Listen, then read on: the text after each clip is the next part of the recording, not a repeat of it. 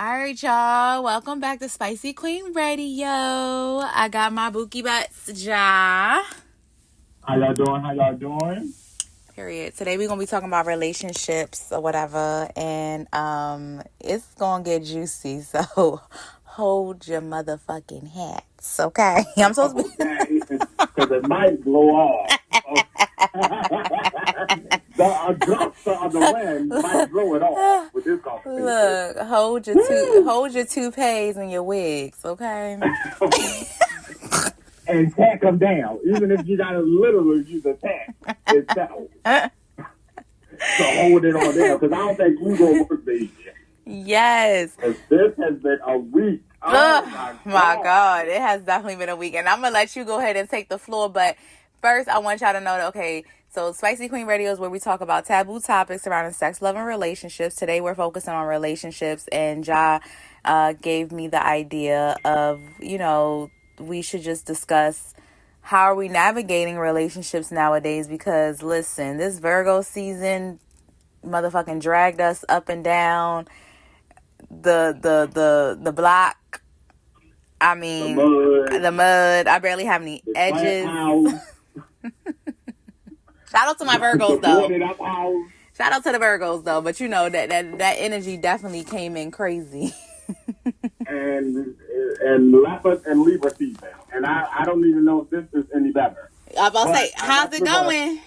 How's it going? I guess we're gonna find out. With me, so I like what I like, but most of the times I like boys.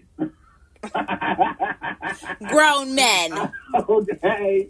So I am in a relationship with a guy right now. Period. The relationship is definitely in limbo.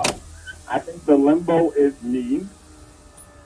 One thing about me, I have very, very little insecurities. But one of my biggest insecurities is me feeling like somebody is taking advantage of me or trying to play with me.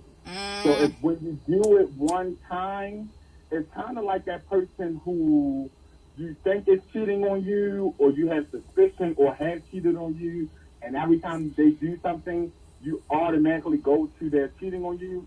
That's with me with when someone plays do something where I feel like they're playing a game or they're trying to get over on me. And that triggers you. Yeah, it could be the smallest thing. I take it to the biggest maximum thing.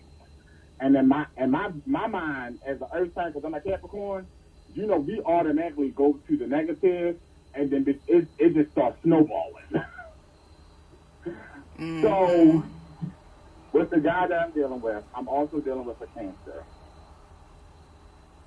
You meet people at different stages of life.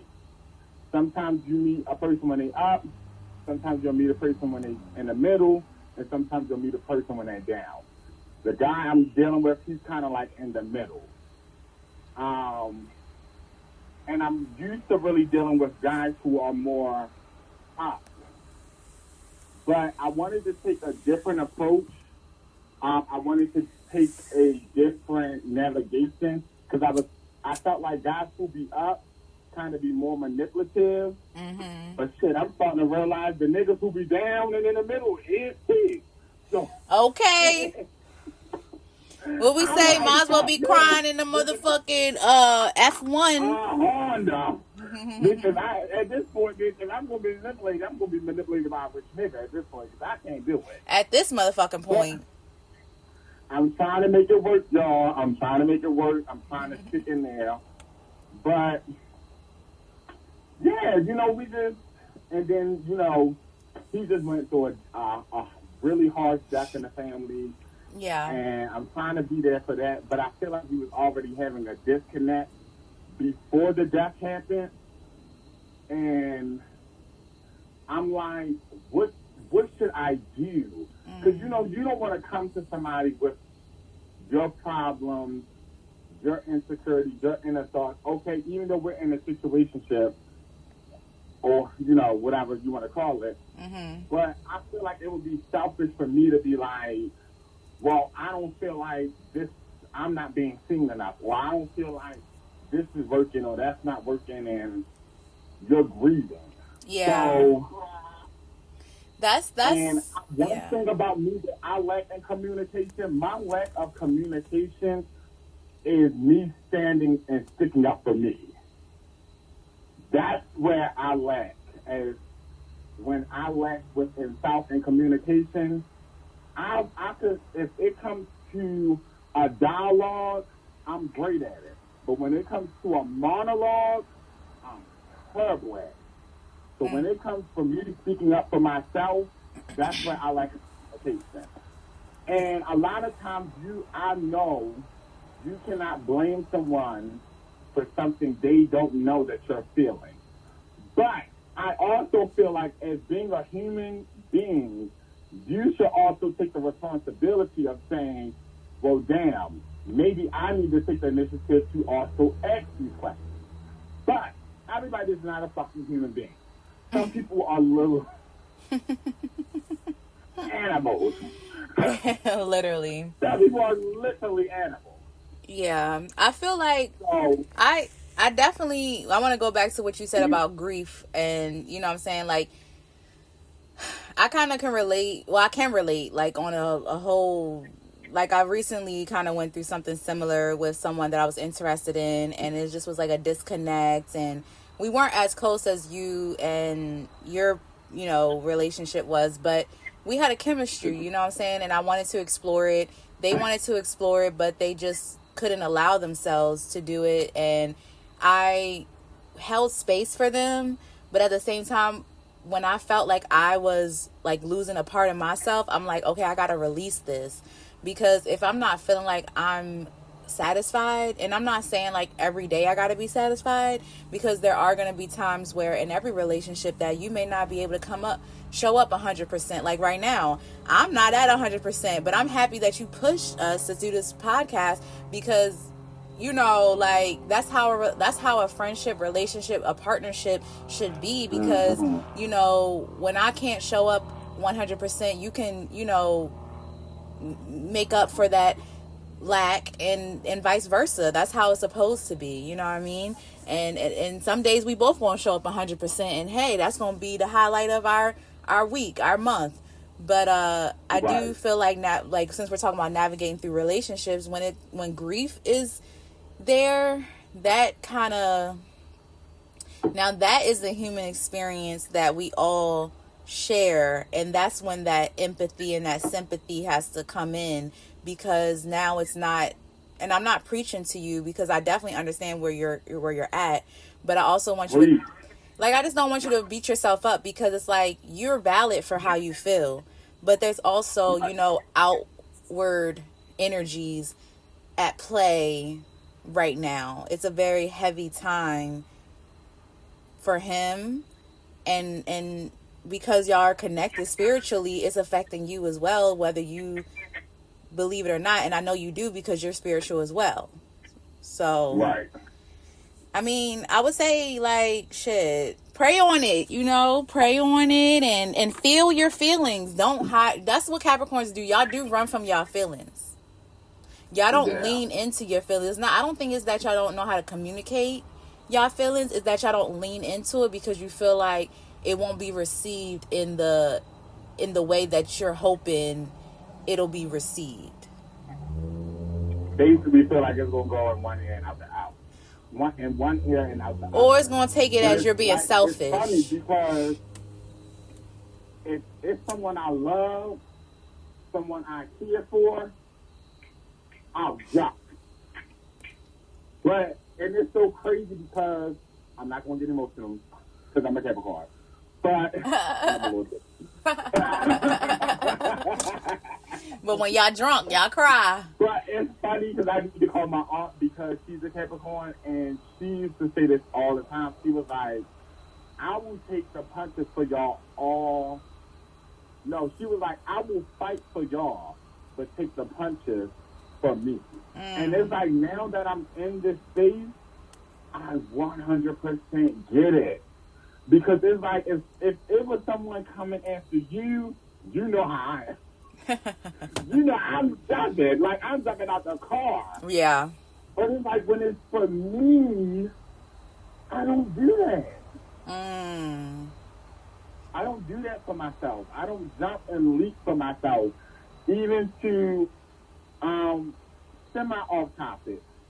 I'm starting my new acting career. Yes. And Congratulations. I was sitting, thank you. Period. And I was sitting and I was like, I understand why my mother is so scared of success.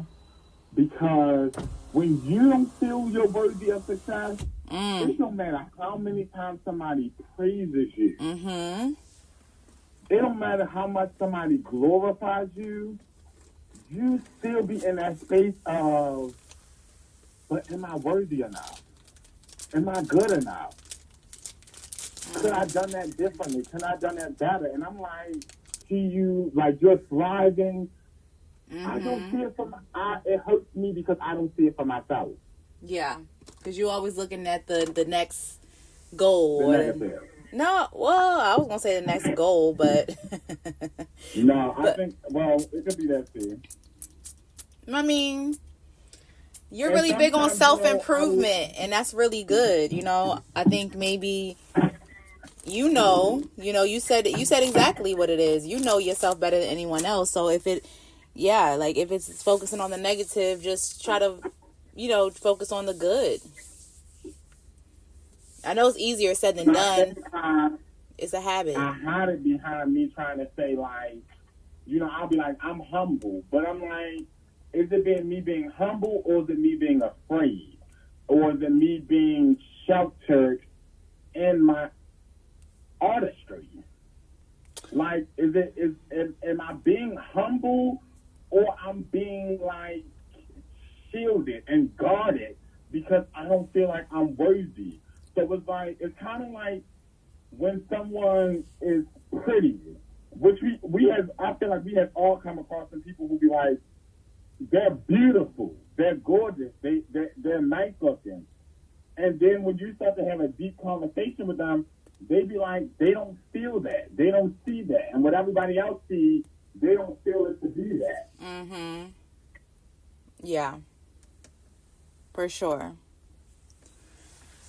Yeah, I always say I wish that people can see themselves from other people's eyes. Like, I wish I could see myself and experience myself from other people's eyes. Yeah. Yeah, but we just have to give ourselves that grace and that love that we give everybody else. I think nurturing ourselves, nurturing the inner God, inner goddess within ourselves every day will help, us not like settle for what we don't deserve and what we don't require. Like, and that's where I am with relationships, like, it's been hard. I've let go of a lot of, friendships, situationships, family, and some were warranted, some were unwarranted, some were a part of my mental health. Earlier we were talking about, like, girl, is you just cutting people off, or is it a little sign of schizophrenia? Like, a little paranoia,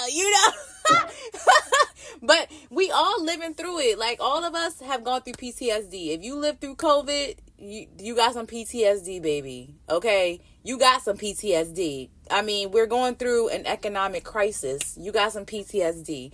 So I think everybody just need to give everybody grace, but not permission to dog walk us because we're nobody's stool. I mean, unless that's what you into. You know what I'm saying? Because we don't kink shame. Okay? So, I mean, if you like to be someone's, toilet and they can just shit on you whenever, some people are into that. Some people are into being subs. But, I was just being funny with that. But seriously, to wrap up my point, like, I just feel as though where I'm at with it, if it comes back around, that's fine. If it doesn't, that's fine too. And yes, it will hurt. And it still hurts. There's still people that I haven't talked to in 3 years that sometimes I think about them and my heart still aches a little bit because I'm just like, fuck, I want to call them. I want to see how their day was. I want to, you know what I'm saying, experience things with them, but it's like I We can't be so allow. scared to feel like it's between, not to cut you off, but I feel like, I'm going to say with me, I feel like I be so scared that I'm pushing myself on a person or I'm begging for a person. And it's giving bitch, I will never do either or. Well, But I used that's to also toxic. So it's not good. I used to feel like that, but no, what I was saying was, for me, I just won't allow someone to like do that to me ever again. Like, I have the utmost respect for myself now, and I'm getting to a point where I'm unapologetic about it, but it's a process because we're not taught that. We're taught to put everybody else above us and, you know, serve, serve, serve. But it's like, no, like, you do me wrong once. That's enough for me nowadays. So I'm also going to say something that just came to me. Mm-hmm. Dealing with, my past situation, who I used to talk about a lot. Mm-hmm. I ain't giving nobody no clout, so I ain't giving nobody no name, okay? The Virgo? The Virgo? Yes, the Virgo. Okay. We're going to do signs. Because what I just said triggered, I feel like I'm pushing past trauma onto relationships. Because I just said that I feel like I don't want to feel like I'm ever pushing myself or begging somebody. And in that situation, even though they never said that, but for me, I felt like I was doing that. Mm-hmm. And I feel like because I was like, I would never do that again, I don't allow myself to fully be vulnerable with someone else to be like, I feel like if I give you the signal that I want to see you, if you don't catch it, I ain't going to throw it again. And I'm not going to come out directly and say, nigga, I want to see you. Because then I feel like I'm begging to see you. Mm-hmm. What they say, never ask twice. They said if you ask twice, it's like begging. The first time I technically didn't ask. It's like I threw out. You insinuated.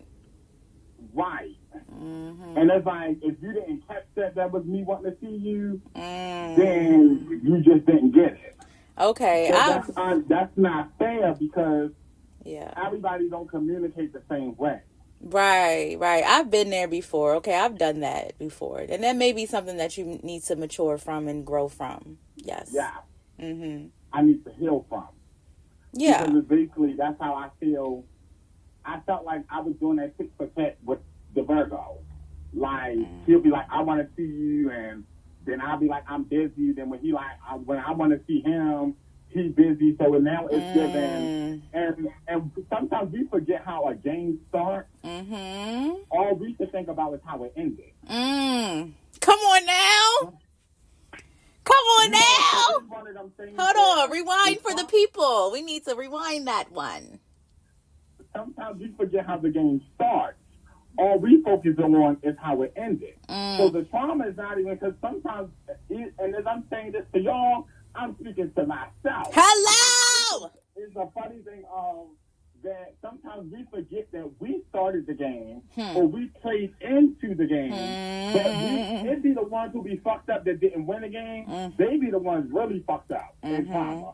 And then we talk about, oh, he did me wrong, or this and that. But we forget the role that we played into the cat and mouse game. Only reason why we felt like we was done so wrong is because we lost the game. It's giving, bitch, you should have never even been a player. And then we had a temper tantrum. It's kind of like when you playing with your cousins and shit and you lose the game, and then you want to flip the board up and shit and talk about I was down wrong, y'all cheating, and y'all ain't playing fair. That's how it's the cat and mouse game. That's a good analogy. And what we call it is, oh my God, because it's so like, as I'm saying it, I'm healing myself. Yeah. Then we start to call it trauma. I was done wrong. I was did wrong. And this is the reason why I act like this. When the whole time You engaged into it. Mm-hmm. You initiated it. Come You on. were part of it. And But then because you didn't lose, now you were done wrong. you want to blame everybody else. You want to blame everybody else. You want to blame the universe. Because you didn't make the right move. So now it's your homegirl's fault. She gave you bad advice. Your mama didn't raise you right. Your father didn't teach you how to play the game. Or this person and your homeboy gave you bad. So now it's everybody else's fault but yours. And that's why self-reflection is so important. That's why self-reflection, yes. That's why you got to sit in your mess, and you need to meditate. You need to, I don't care how long it takes. It may take years, okay? Keep getting back on that horse. And I'm talking to myself with the mental health. Because it's going to happen. Life is going to, like, healing is not linear. And that was a word, first of all. I love it. You know what I'm saying? That's exactly how I feel about sometimes, not to make it spiritual, but I'm always bringing it back to God. That's how I feel sometimes, people and myself in the past have treated God. I want to blame God for certain, or I have in the past, not anymore, but I've, had that moment with God where I was mad at certain things and da-da-da-da. Then I had to start thinking like, hold on. I made those choices. Right. I said yes when I should have said no. I opened my legs when I should have not. You know what I'm saying? Or what? Come on! Come on! Won't he do it? Won't he do Won't he it? deliver you? Every time. Click some legs together. Look, it's been a year and it's been a year and some months. So yeah, God said, hold on now. But ain't nothing wrong with, what I'm saying? I had that conversation. I'm not, What'd you say? I had that conversation with a friend, about the whole celibacy thing and all that. I'm kind of switching the gears a little bit, but, we navigate through relationships. Right. I feel, okay, so with celibacy, because I don't want, when I made the comment about, for the viewers or whatever, I am a year and a half celibate, but I do plan on breaking that, and it does not deviate from my spirituality. I honestly feel like now, as I get older, sex is not bad. I don't feel like it's something bad, but I do feel like the person who you lay down with and you decide to give your body to, it needs to be intentional. So for me, when I do break my celibacy, it's going to be intentional, whether that's to, I don't know, create love, create a baby, create some type of magic or whatever, you know what I mean? Like, and I'm not talking about no witchcraft, but I'm just saying, like, I don't want to, because I was scared of sex. Like, that was my reasoning for celibacy at first. I was scared of sex because I knew what comes from it. Lust. Confusion sometimes. You don't know what other people are going through, what they're hiding. And my last relationship, we were so in it. Like, I mean, in it. Okay. We was in it deep. Okay. Couldn't sleep without it. But, From the window to the wall. Okay. Listen, from the rooter to the tutor. Okay. Now we becoming our grandparents. I'm crying. But what I'm trying to say, anyways. But what I say, but I was like, I was very open about, and I'm going to say the Aries, which there are two Aries in my life. Well, were two Aries in my life, but I'm talking about my ex, the Aries.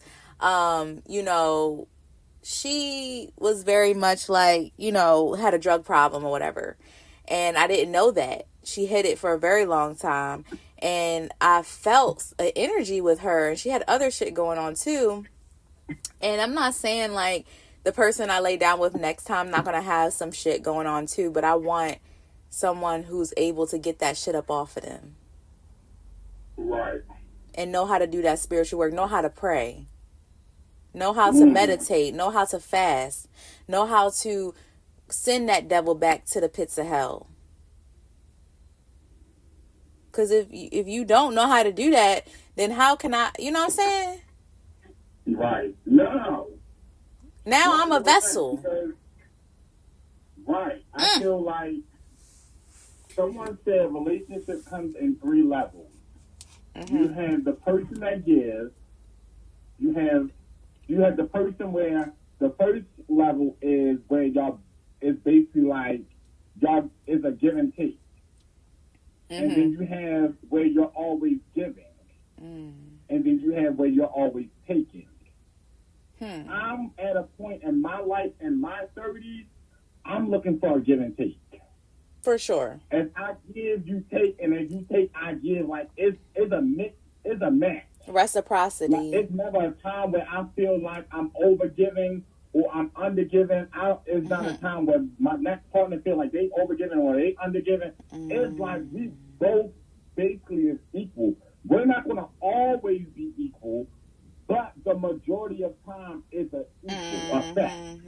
Right. No, there's no lack. Yes. Yeah. And even when it is, it's no question about it, because I know if you really, when you do get back up, because you're going to get back up. Because the next person I want to fuck with, I want them to be ambitious. I want them to be enterprise. I want them to be genuine. And a person that has them traits, even when they down, they don't stay down for long. They ain't going to stay down for long because they're already having that next mind, okay, how to get to how I get back up. So I was giving in, when you down, I got you. Because I know when you get back up, you got me. Exactly. I mean, that's how it's supposed to be. I mean, I feel like that's a balance. That should be in any partnership, to be honest, because if not, there's going to be conflict. Right. Unnecessary conflict at that. And let me say this, because this is some real stuff right here. My mother was the one who taught me, my mother was the one who showed me, it's easy to birth a baby, but it's something different to birth a man. And I do feel like we be the type where we want our Mr. Perfect at that exact point when we meet them. And I'm going to say this, in my situation, I feel like this is the spiritual outlet of getting the understanding that even when somebody's at their highest, they still are at their lowest. And let me break that down. What that means is you can meet somebody at a high, but that don't mean they're still not going through shit. And you can meet somebody at their low, but that means they're not still graduating to some shit. But because sometimes we'll meet a person at their low, and we'll be like, oh, I don't think this gonna work. Oh, he broke. He a bum. He down bad. But sometimes, if you give it time, and you watch that flower grow, this is with intuition and intuition. So you gotta have that. You gotta have the intuition of understanding what is this person's future? What are they actually growing to be? And then you have to have the intuition of the now. The now is, okay, I see that this person is down bad, but I also know that this person has been up before. If you meet somebody and they never been up before, that means, baby, they always been down. Like, you never heard them talk about when they had, well, you know, you'll meet somebody talk about when they had this, when they had that. But I'm saying, you never meet somebody and they be like, they're basically talking about getting back to where they were or getting even on a higher level than where they were. Then when you met them, then that's the intuition of this is not somebody who's trying to grow. Yeah. And as I'm saying this to y'all, I'm saying this to me about my situation too. Because with my situation, I'm so quick to give up because I'm used to dealing with people that's up or that's on a higher level than me. And because my situation now is like I'm more up than them, I'm like, ooh, am I being used? Is this not karma?